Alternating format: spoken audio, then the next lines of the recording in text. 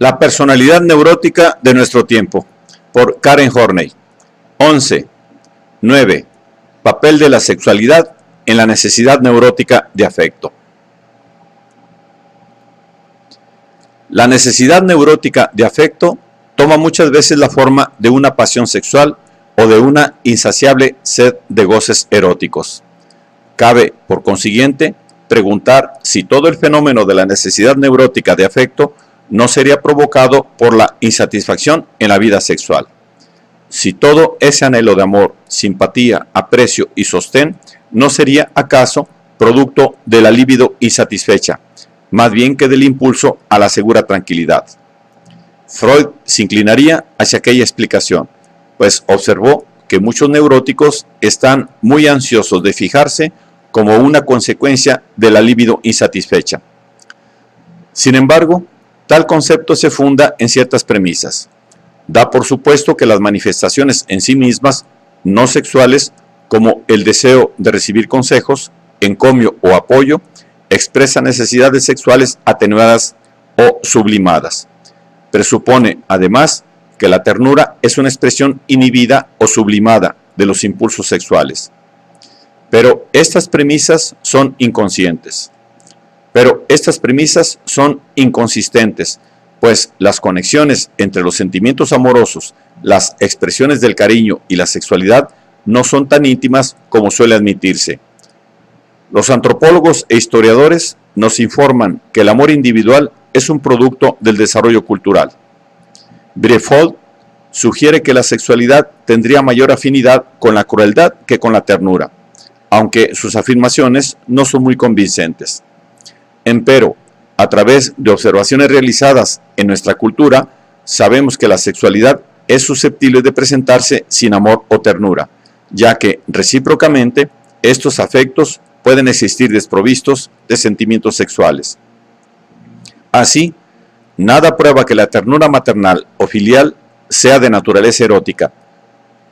Todo cuanto podemos comprobar, y esto solo en virtud de los descubrimientos de Freud, es la posibilidad de que en ella intervengan elementos sexuales.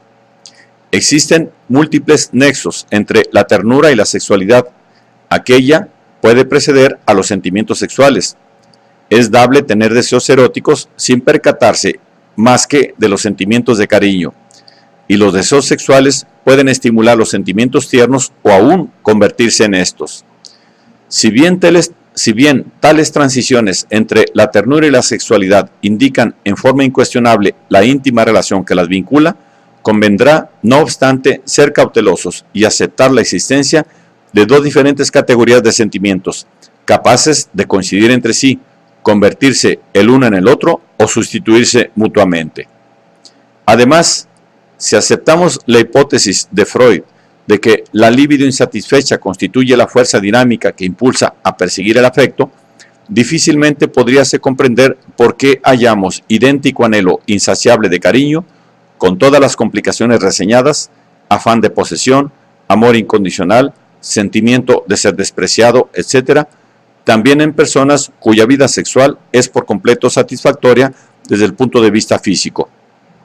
Sin embargo, como es indudable que estos casos se dan realmente, impónese la conclusión de que, por lo menos en ellos, tal fenómeno no obedece a la libido insatisfecha, sino que sus motivos son ajenos a lo sexual. Por último, si la necesidad neurótica de cariño no fuese más que un fenómeno sexual, resultaría harto dificultoso comprender los múltiples problemas que involucra, como el afán de posesión, de amor incondicional, el sentimiento de ser repudiado. Es cierto que todos estos problemas han sido estudiados y descritos en detalle por Freud. Los celos, por ejemplo, son reducidos a la rivalidad fraterna y al complejo de Edipo. El amor incondicional se atribuye al erotismo oral. El afán de posesión se explica como consecuencia del erotismo anal, etc. Pero no se ha alcanzado a penetrar que en realidad toda esa gama de actitudes y reacciones apuntadas en los capítulos anteriores forman un conjunto, son partes constituyentes de una única estructura integral. Si no se ve en la angustia una fuerza dinámica que impulsa la necesidad de afecto, no se llegará a comprender las condiciones precisas bajo las cuales ésta se exalta o atenúa. Gracias al ingenioso método de la asociación libre, creado por Freud, es factible observar con exactitud en el curso del análisis el vínculo entre la angustia y la apetencia de afecto, prestando especial atención a las fluctuaciones de esta en el paciente, además de cierto periodo de labor constructiva durante el cual el enfermo coopera con el analista.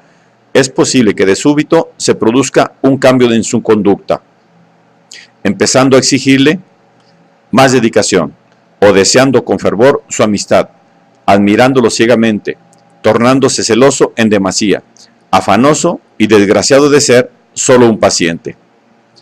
Al mismo tiempo crece la angustia, lo que se expresa en los sueños, en la nerviosidad o en los síntomas típicos como la diarrea o la frecuente necesidad de orinar. El enfermo no reconoce que está angustiado o que la mayor fijación al analista obedece a su angustia. Si el analista descubre esta conexión y se la explica, ambos comprobarán que antes del brusco arranque de pasión fueron removidos ciertos problemas profundos que suscitaron ansiedad en el paciente. Así, éste puede haber sentido cierta interpretación del analista a manera de acusación injusta o como una humillación. El orden de las reacciones parece ser el siguiente. Surge un problema cuya discusión motiva intensa hostilidad contra el analista. El paciente comienza a odiarlo, a soñar que se está muriendo. Inmediatamente reprime sus impulsos hostiles, se asusta y por su urgencia de tranquilizarse, se aferra al analista. Una vez elaboradas todas estas reacciones, vuelven a disminuir la hostilidad, la angustia y con ellas la exaltada necesidad de afecto. El incremento de la exigencia de afecto representa un índice tan constante de la ansiedad que, sin temor a equivocarse, cabe interpretarlo como señal de alarma indicadora de que cierta angustia ha aflorado a la superficie y requiere ser aplacada. Este proceso, en modo alguno, es privativo de la situación analítica, dado que idénticas reacciones se presentan en toda relación humana. En el matrimonio, por ejemplo, el marido puede asirse en forma compulsiva a la mujer, tornarse celoso y vehemente, idealizarla y admirarla, aunque en el fondo la odie y tema. Cabría hablar aquí de una devoción exagerada, supuesta a una hostilidad oculta, a manera de sobrecompensación, pero solo si se tiene en cuenta que el término únicamente ofrece una descripción grosera y nada dice acerca de los dinamismos del proceso. Si por todo lo expuesto rehusamos aceptar la etiología sexual de la necesidad neurótica de afecto, plantéasenos la cuestión de si solo por casualidad ésta se combina a veces con un deseo sexual y aún aparece exclusivamente bajo forma de tal, o si existen señaladas condiciones en las que ella se siente y revela a través de manifestaciones sexuales. Hasta cierto punto, la expresión sexual de la necesidad de afecto depende de que las circunstancias exteriores la favorezcan o no, o sea, en cierta medida, de la diversidad de cultura, vitalidad y temperamento sexual.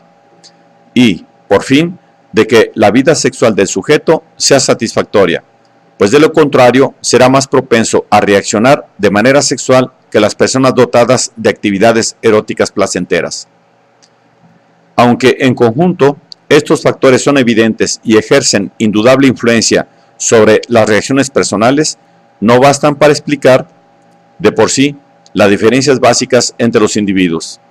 Así, comprobaremos que varían en determinado número de sujetos, animados, todos, por la misma necesidad neurótica de afecto, pues mientras algunos al punto establecen con el prójimo una relación de tinte sexual más o menos intenso, pero siempre compulsivo, en otros la excitabilidad o las actividades sexuales se mantienen dentro de los límites normales del sentimiento y de la conducta. Al primer grupo pertenecen aquellas personas, hombres o mujeres, que sin intermitencia suelen pasar de una situación a la otra. Analizando detenidamente sus reacciones, verificamos que se sienten inseguras, desprotegidas y descentradas cuando no tienen relaciones eróticas o en tanto no ven la inmediata posibilidad de entablarlas. Del mismo grupo, pero más inhibidos, son los que en verdad poseen escasas relaciones, pero crean entre sí y los demás una atmósfera de intenso erotismo, estén o no atraídos por ellos. Por fin, cabe considerar aquí un tercer grupo de personas, en las que se observan todavía mayores inhibiciones sexuales, pero que se excitan sexualmente con facilidad y se hallan dominadas por la compulsión de ver en todo hombre o en toda mujer una posible presa de sus deseos. En este último subgrupo, la masturbación compulsiva puede sustituir a las relaciones sexuales, aunque no es forzoso que deba ocurrir así. En lo atinente al grado de la satisfacción física alcanzada, este grupo ofrece grandes variaciones. Lo que todos sus casos tienen en común, aparte de la naturaleza imperativa de sus necesidades sexuales, es una pronunciada ausencia de discriminación al elegir sus objetos amorosos. Presentan las mismas características que se enumeró al examinar en general la necesidad neurótica de afecto, pero en estos llama la atención además la discrepancia entre su disposición real o imaginaria a las relaciones sexuales y la honda perturbación de sus vínculos afectivos, trastorno de mayor profundidad que en las personas comunes dominadas por su angustia básica. No solo les resulta quimérico creer en el amor, sino que en realidad son susceptibles de llegar a sentirse intensamente perturbados, hasta impotentes si de hombres se trata, cuando se les ofrece amor. Pueden tener conciencia de su propia actitud defensiva, o bien sentirse inclinados a inculpar al compañero. En este caso se hallan persuadidos de que jamás han encontrado una muchacha o un hombre dignos de ser amados. Las relaciones sexuales representan para ellos no solo una liberación de tensiones específicas sexuales, sino también el único medio de entablar conexiones humanas. Si una persona se ha convencido de que le es prácticamente imposible tener cariño, el contacto físico puede servirle como sucedáneo en los lazos afectivos. En tal caso, la sexualidad se convierte en el principal, o acaso en el exclusivo puente hacia los demás, adquiriendo así desmesurada importancia. En algunas personas, la ausencia de discriminación se acusa frente al sexo de un posible compañero erótico. En efecto, unas buscan activamente las relaciones con ambos sexos, otras ceden en forma pasiva a las demandas sexuales, sin atender a que provengan de una persona del propio sexo o del opuesto. Las primeras no nos interesan aquí, pues aunque en ellas la sexualidad se halla a sí mismo al servicio del establecimiento de relaciones humanas, arduas de obtener de otra manera, su motivo desencadenante no es tanto la apetencia de afecto cuanto el afán de conquistar o de subyugar a los demás. Este puede ser tan imperioso que la diferencia sexual se torne más o menos insignificante. Precisan someter tanto a hombres como a mujeres, ya sean sexualmente o de otro modo. En cambio, las personas del segundo grupo, propensas a ceder a las seducciones eróticas de cualquier sexo, son impulsadas por su insaciable necesidad de amor, en especial por miedo de quedarse sin el otro si rechazan un requerimiento sexual o atreviéndose a resistir cualquier exigencia que se les haga, sea justa o injusta. No quieren perder la pareja a causa de su tan perentoria dependencia del contacto con ella. A nuestro juicio, sería una mala interpretación intentar la explicación del fenómeno de las relaciones indiscriminadas con ambos sexos, partiendo de una bisexualidad establecida, pues estos casos no presentan signo alguno de genuina inclinación al mismo sexo. Los rasgos aparentemente homosexuales tienden a desaparecer en cuanto la angustia deja lugar a una sólida autoafirmación, desapareciendo con aquella también la indiscriminación frente al sexo opuesto. Cuanto se ha dicho acerca de las actitudes bisexuales puede esclarecer asimismo el problema de la homosexualidad. En realidad, existen muchos estados intermedios entre lo que se designa tipo bisexual y el verdadero tipo homosexual. La evolución de este presenta ciertos factores que explican la exclusión de las personas del sexo opuesto como compañeros sexuales. El problema de la homosexualidad es, claro está, harto intrincado como para permitir su comprensión desde un solo punto de vista. Pero baste aquí decir que todavía no hemos visto un homosexual en el que estuvieran ausentes los factores mencionados en el grupo bisexual. Diversos psicoanalistas indicaron en los últimos años que los deseos sexuales son susceptibles de reforzarse debido a que la excitación sexual y la satisfacción sirven como válvulas de escape para la ansiedad y las tensiones psíquicas acumuladas. Esta explicación mecanicista acaso sea válida, pero creemos que asimismo existen procesos psíquicos que conducen a la ansiedad, que conducen de la ansiedad al aumento de las necesidades sexuales, procesos que igualmente pueden ser reconocidos. Tal creencia se funda tanto en observaciones psicoanalíticas cuanto en el estudio del desarrollo de estos pacientes en relación con sus rasgos de carácter ajenos a la esfera sexual.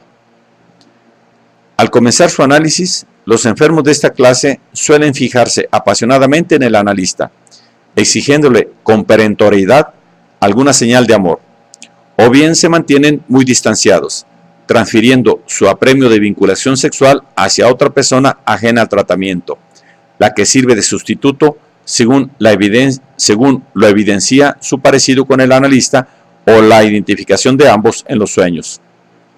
Por último, dicha necesidad de contacto sexual con el analista puede aparecer únicamente en los sueños o en excitaciones sexuales durante la sesión. Con frecuencia, estos pacientes se muestran muy asombrados ante tales signos inequívocos de su deseo sexual, ya que no se sienten atraídos por el analista ni tienen el menor apego por él. En realidad, el atractivo sexual del analista no desempeña un rol determinante, ni es el temperamento sexual de tales pacientes más impetuosos o indómito que el de los otros, o su ansiedad mayor o menor. Lo que los caracteriza es su profunda desconfianza ante cualquier forma de cariño auténtico. Están cabalmente persuadidos de que el analista se preocupa de ellos solo a instancias de mezquinos intereses, despreciándolos en lo íntimo, y que con toda probabilidad les hará más mal que bien. En el curso de todo psicoanálisis surgen reacciones de odio, rabia y sospechas, debidas a la hipersensibilidad del neurótico.